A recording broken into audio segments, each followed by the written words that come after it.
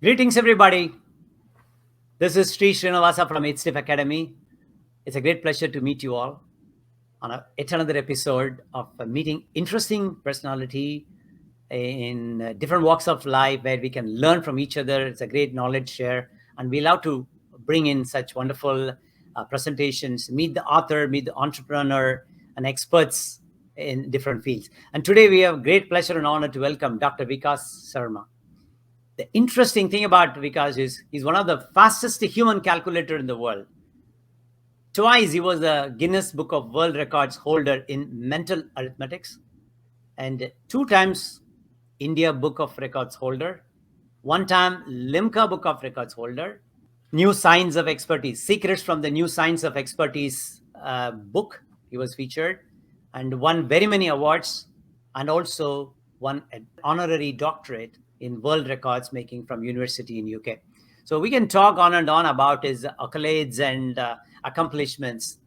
And more so, I met Dr. Vikas Sharma as he was my peer at Harvard Business School in the Harvard Business Analytics program. So I was very fortunate to learn along with him on the business analytics and how it can help solve problems. And of course, mainly in this customer-centric world, everything revolves around customer. Everything revolves around field operations and making it easier for the field to solve problems or increase their productivity and move the needle. So today we are going to talk about Dr. Vikas Sharma's journey on his new book, which is Everything is a Trade-off Eventually. So we're going to cover that book after a brief introduction of Vikas to meet with you all. All right. So let's just bring Vikas to our stage here. Welcome, Dr. Vikas Sharma. Thank you so much for being part of HDF Academy show. My pleasure, Sri. Thanks for inviting me. I am sure this is going to be a great discussion. I'm honored. Thank you, Sri. And I'm just glad that I met you at HBAP and made such a great connection. Thank you very much. No, it is very good, very humble, and I feel like I've known you much before because people run away from math and the tough algorithm and tough calculations. Now I have to really pinch myself to see, am I dreaming or what? And you are the fastest human calculator. Let's start with that. That's very interesting. Uh, Please tell us about it, and then we'll get to cover the book in the next 20 minutes. Thank you. Sure. Thanks, Sri. And this has been a long journey with mental arithmetic. And basically, I started with creating my own technique to do higher roots of numbers. So when it comes to higher roots of number, I can give you an example. For example, 20th root of a 20-digit number. You can imagine like a big 20-digit number. And I'll ask you to create, like, find out the 20th root means a number that you multiply itself 20 times will give you that big number. And I'll ask you to do that up till one place of decimal. And then I'll ask you to do that multiple times in a minute. So that's my current record. So my current record is I did last time in my last Guinness event, I calculated 15 mental calculations like this, 15 calculations where I had numbers which were 20 digit, 25 digit, 30 digits, and I had to calculate higher roots like 17th root, 18th root, up till one place of decimal in 1 minute. And so they were like 386 digits in total. Wow. And yeah, and I did like 15 calculations in 1 minute, one after the other. So I think that was a very, very good experience for me. I created this technique and practiced over many years, like 6-7 years, and that's how I could break first a Chinese record, and then I broke my own record to have my current record, which is most number of mental calculations in 1 minute. So I've heard about, of course, abacus and India's heritage, Vedic math and everything. So now this methodology or algorithm is totally your own. So you are an innovator in bringing that out. Is that right? I always believe that numbers had patterns in them. So my technique is actually pattern-based technique. So the way I actually, and this is the first time I'm calling this out in any sort of forum. So my technique is basically a pattern-based technique. So when I look at the number, I'm able to figure out a pattern in that big number, and that way I'm actually able to predict the answer, because calculating is a tough term, right? Where you do step one, two, three, four, but prediction is step one and you got the answer.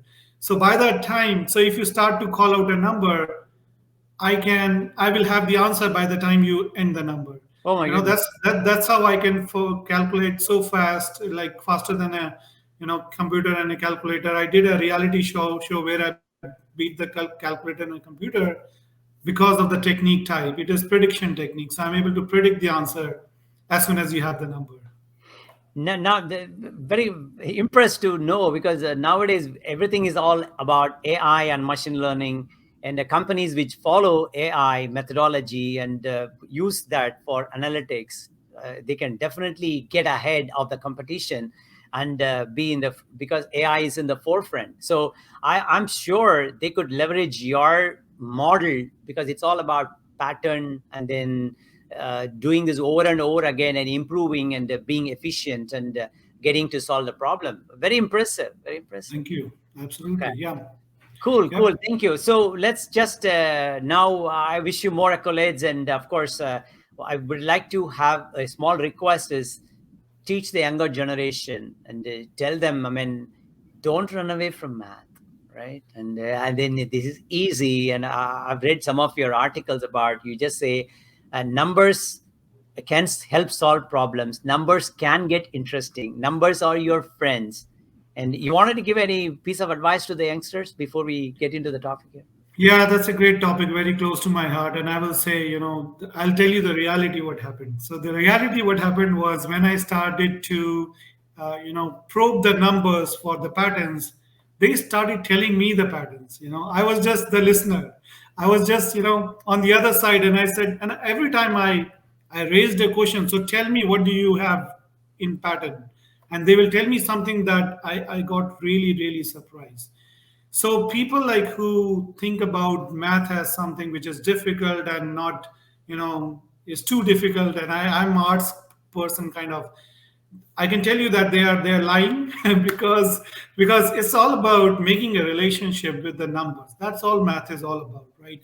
Everything around is just something complexity that we created as humans. But as such, math is nothing but numbers, right?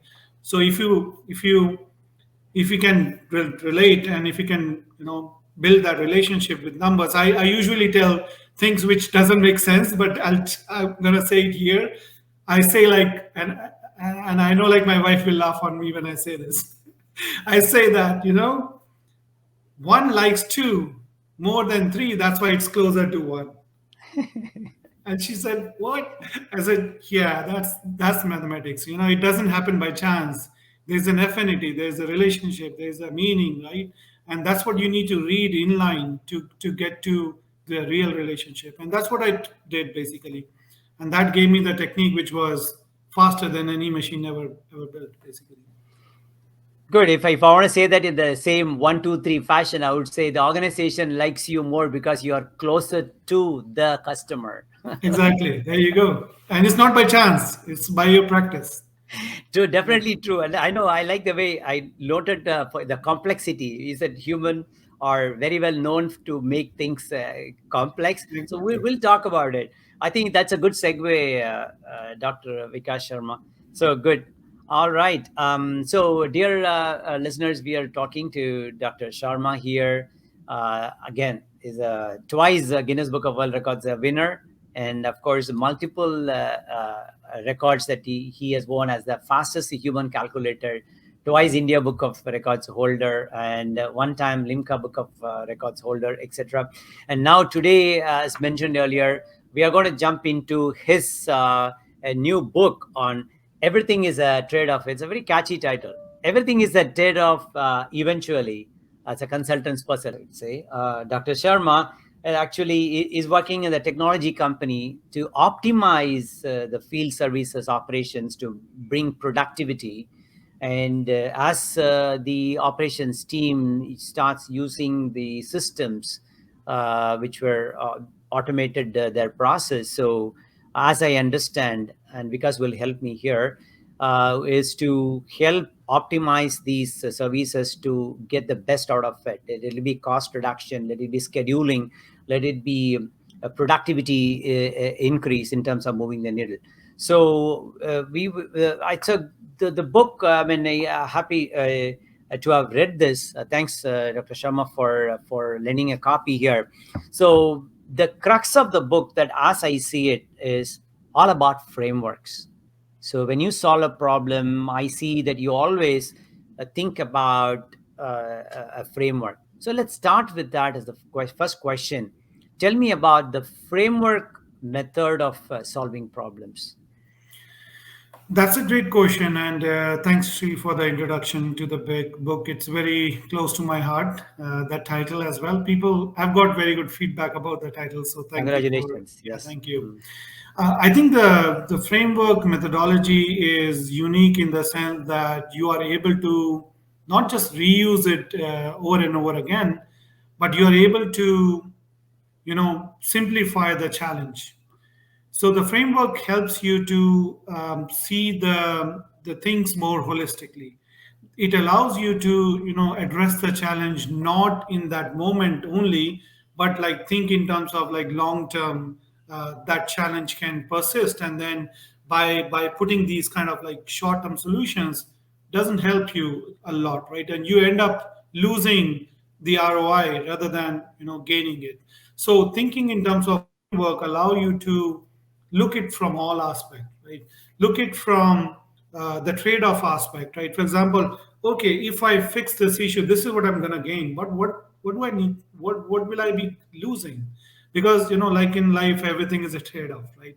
So you may think that by doing a certain solution that you are gaining in productivity, efficiency, travel cost, or cost reduction, or revenue increase, but it is likely that there are hidden trade-offs that you may miss, and you may get impact to your business because of those trade-offs. So the frameworks, they allow you to look at the gains and the losses all together, and then you can interpret with the framework what kind of income is coming in, what kind of outputs are coming out, what kind of drivers which are impacting the output, right? With all that kind of thinking, you can come up with the best solution to optimize. And this is what like a framework allows you, which is to think holistically, and then of course use that experience into your next similar challenge, or maybe a different challenge, where you can start this framework as the base. So I think this is what I see as the difference is, um, solving a long-term challenge rather than focusing on, I put a band-aid and it's all fixed. Likely that will not happen. So this is what the benefit of frameworks is, in my opinion. Thanks for color coding it. I mean, I like it because it's like the various levers are there, and you got to really tweak them to make it work for you. And then if you have a framework that will really guide you better to just see the process that you with which you follow, or the framework dictates, and then you can just to see where we are to re-engineer the process to Yes, get the best for the customer by solving what, right? And in fact, one thing which I like, one of the first framework, I don't want to give too much away from the book sure. to take away the interest from the readers, but the one thing which I like it is about the business goals, the systems that solve the business goal, and then of all the things, how do you know that these systems are really solving the problems that was put forth in helping in moving the needle? So which is the metrics. So I love it. What you cannot even measure without a metric, then you cannot make much progress. So I love the framework. Thoughts? Absolutely. Yeah, yeah. Yeah, one major, I would say, the shortcoming, what I've seen in my experience, that businesses usually not do not encounter for is that they have a very high expectation from the system. In the end, system is an algorithm. It's like a machine that takes input and gives output, right? And one of the thing which businesses often forget is that they try to measure their output in terms of what system is doing, which is which is logical to do, but it's actually it has a flaw. And let me tell you what that is. And that's what like the first framework in the book tries to address is. So the major flaw that exists in this kind of approach is that system has a limit, means it cannot control the human nature, right? It can only give you guidance. It can give you, what is the next right thing to do, but it cannot drive your behavior. Let's say, for example, if as a human you like to override the system, there's nothing that is stopping you. So if you have matrix that is measuring the output, which has a human component in it, it's likely not the right thing to measure because system is more around the planning part, right? It can give you a very good plan based on trying different algorithms and different combinations and permutations, and it can say that, okay, with your business considerations, I am giving you the most effective plan. But then it comes to the humans to actually follow that plan. So if you are measuring the final output, which has a combination of what human will also do with the system, and then you are evaluating the system based on that output or those metrics, then you are making a mistake because system cannot control the human. So that's where the framework that which is listed in the first chapter allows you to have a close tie between the system and the system matrix and not the output matrix, which is what as you would like as a business to know. Mm. But remember, those are different metrics and there may be a tie between these two as well. But try not to make system responsible for the overall process because there may be many things that may be influencing the final output. So this is this is where the tying the system to the system matrix and not the final output matrix makes it more effective because now you can understand how really system is doing and then you can work on the system to improve it and then measure the same metrics again to see if it is improved. Very, very, very well said. Because after all, system is behaving as it was coded Exactly, based as on you the would tell it to algorithm. do. Yeah. Exactly. And then the good segue there is to the what you can call it the relationship, right? Where you brought in and say the use case scenarios tied to the business case, and they all have to move with the central. They all need to be proper alignment. I would put it in a Exactly. different way, which is the business alignment to the system alignment to the user alignment all come together. So if there is misalignment, they're not going to perform better. And so that's very good. So let me just thank our underwriters here for a moment because our show is underwritten by our friends at Loans Factory. One, thank you very much for supporting ITSTIF Academy and show. If any of you are interested to support our show, get in touch with us. ITSDIF at gmail.com. ITSDIFF at gmail.com.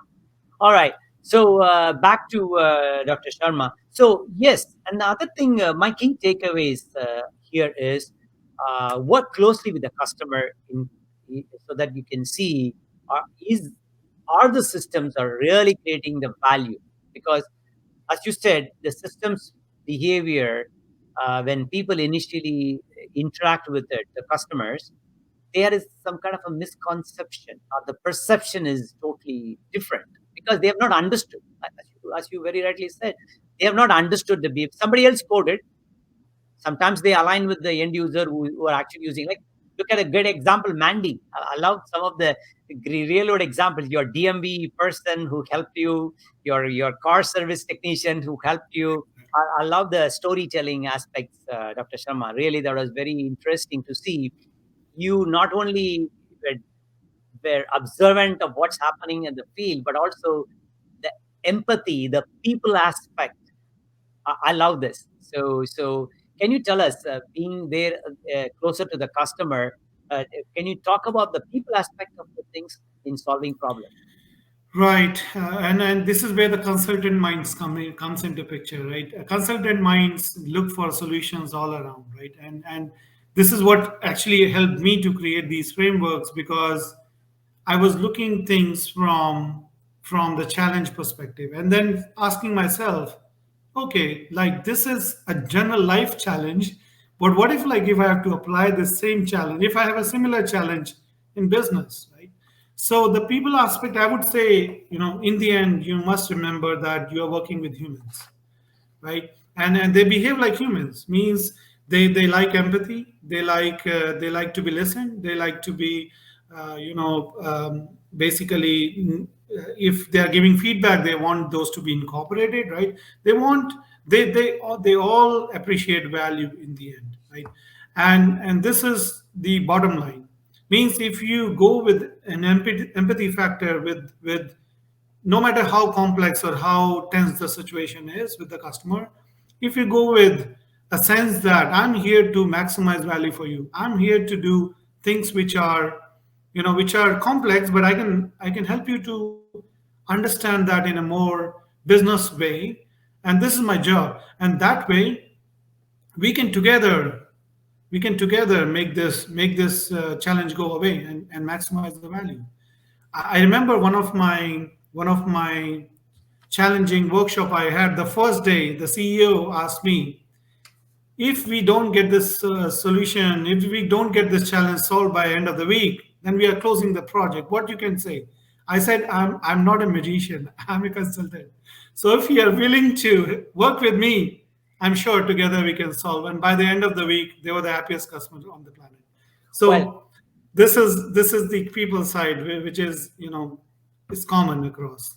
no, you listen to them, and you saw from their, like, you into their shoes. You walked into their shoes, and then to see what they are feeling, and you gained that trust here in this, Yeah, right? And absolutely. rather than, and then while you had a framework methodology, you never wanted to put this, unbox it into that framework and say, I know what I'm doing, Yes. and putting it there. You kind of get them to trust you, and then start thinking, and then say, oh, I see what's it. Everybody sees it. Only some people notice the problem, and there's some case study kind of stuff you gave there where they solve the problem. So in terms of, oh, we didn't even know the misalignment of the Yeah. the things, right? So that's very good. So patience here, and then you said, give me a choice, give me a chance to Yeah. study the system, let me spend some time, because I've been in consulting in Anderson, so pretty much I could relate myself to this,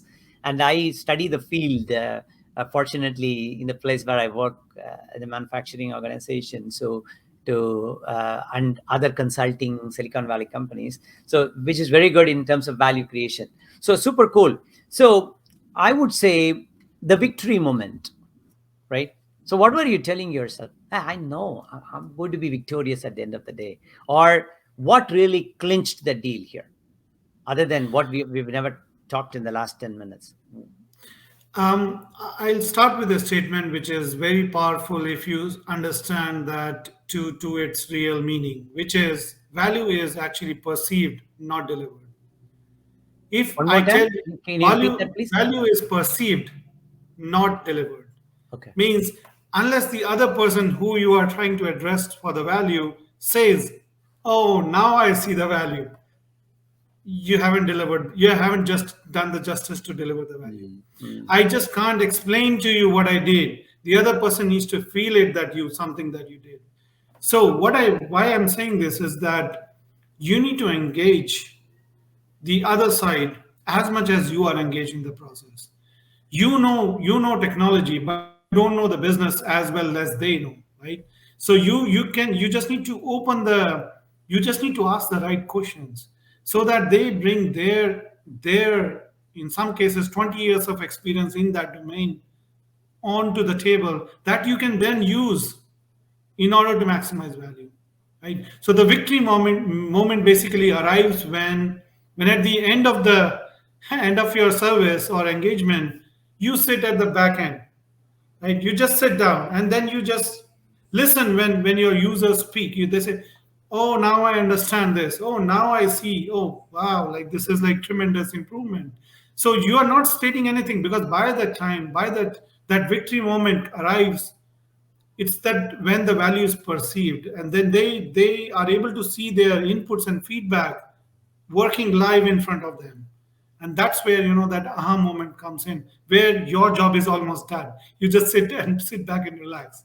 This is the moment where which you cherish, as a lot of good comments come in, people appreciate what you did do and all that, and you just sit and relax and listen, and with the most relaxed mind. So that's the victory moment for me, when the value is perceived by the customers.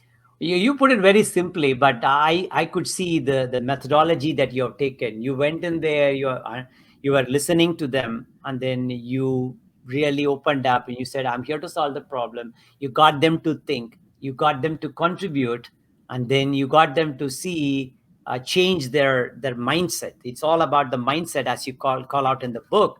And also and say, hey, it was coded like this, and then why the scheduling logic did not even consider scheduling the contractors rather than the experienced staff. That Yeah. to quote your own case study there in the book. So that's fantastic, because that's how we always, before jumping to conclusion, you just see how is it supposed to work, and how it has been coded, and how is it optimizing what it's supposed to do. And if that is not, then what's the priority, as they say in the systemic way, methodology or approach, quality of service. What takes priority, which job is priority, which scoring algorithm is priority. Beautiful, I love it. Again, so basically a couple of frameworks that you have shared as an example based on your consultant experience, and you're empathizing with the field team, etc. So this is brilliant. Thank So you. overall, I thoroughly enjoyed the read, etc. I'm sure our listeners who are listening to, they can always connect it, right? So everything is a trade-off eventually, as a consultant. Possible. That's the book we are reviewing this with the author, Dr. Vikas Sharma. So once again, if this really opens up the eye on problem solving and how to approach problem in a methodic manner, that's brilliant. So then you all can get the victory aha moment.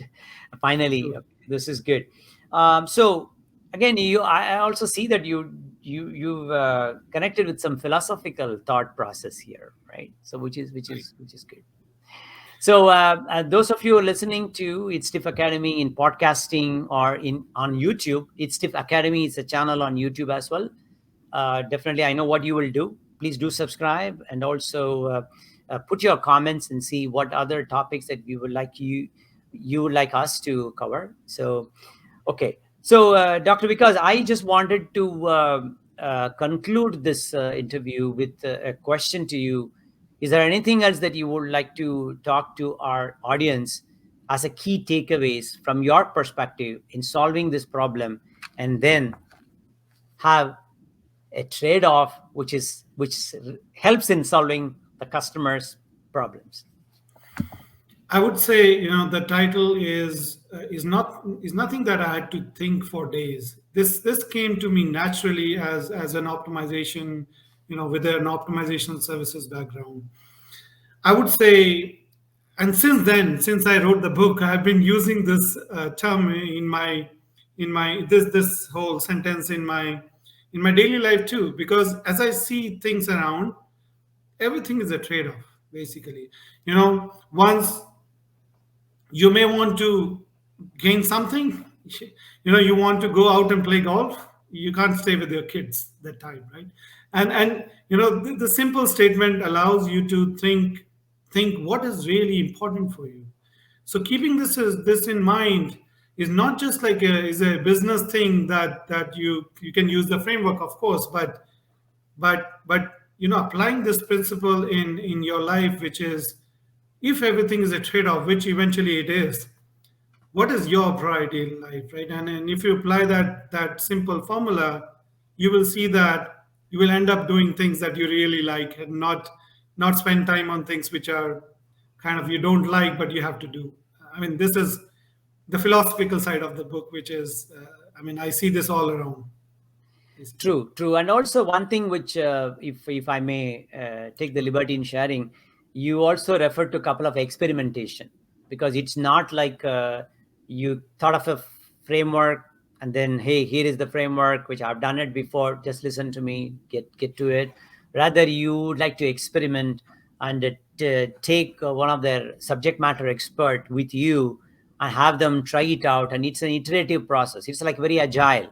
It's like you just make sure it moves the needle, as you quoted in one of the examples of, hey, the optimization worked but it just got only 1%. So if there are other things that we have to do, we have to look into the trade-off, like you say, either it's like the performance, right, or Yeah, you reduce the complexity to gain the performance increase, and of course with the time as your right a factor, and of course ultimately without suffering the quality, because it has to be a qualitative and quantitative benefit to the customer, right? Is that it? absolutely, absolutely. You coined it even better than me, connecting different frameworks. So you have done a great job in reading the book. I can already see that, and it's very, very very overwhelming to hear your frameworks from someone else. So thank No, you for doing. you Good for coached sharing. me well. I'm a good student, by the way. Okay. All You. right, all right. Thank Thank you, you. and I wish you much more accolades and thanks on your journey as an author. And we all love really industry experience, the field knowledge and experience and optimization, and help move the needle to solve problems. And now, here, the key takeaway I would say in summary is, have a framework, have a methodology, try this out, and put your experience, work with the customer, create value at the end of the day, understand the impact, empathize, right?